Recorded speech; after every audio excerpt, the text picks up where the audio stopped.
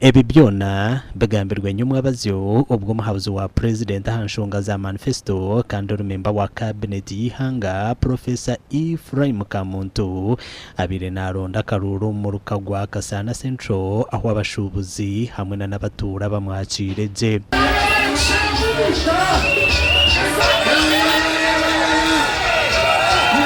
Professor Ephraim Kamuntu watuzahwire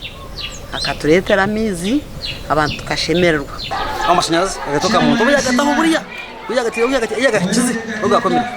agamizi gona ko rukureba nubataha abantu Kamuntu agamizi no yagaresere kugiha kitagata. Abebembezi ba NRM abwa district ya Shema bagambira abatura ba Kasana ngo hari yebizo bishatu kandi ngo nubo bine kubyeyi hamo rero buhereza bakabutunjira cyumwe. Professor Mshemeza akabarwa mu primaries wena gogoro matayirasi na Professor Kamuntu ependera mati kwasa Professor Kamuntu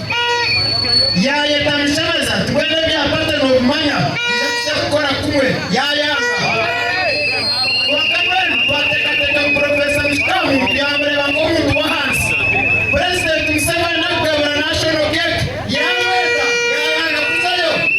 bamwe ahabikonje bya Kasana abatwire batarukagira umuhabuzi wa president bajonodwe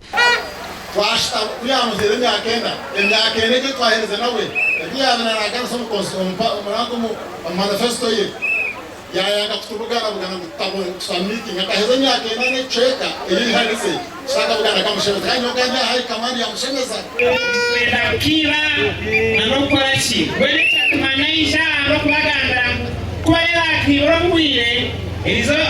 ubwiye no mosho. Professor Ephraim Kamuntu araganisa abanyakasana ngo amizi hamwe n'amashanyarazi naija kubikora ati onukwe kubaheshara mukama araberembeza muwadireyo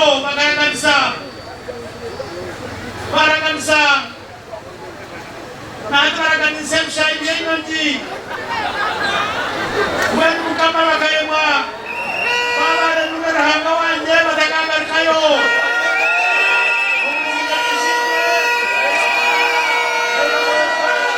amakuru agagasha kwa Michael atwachire.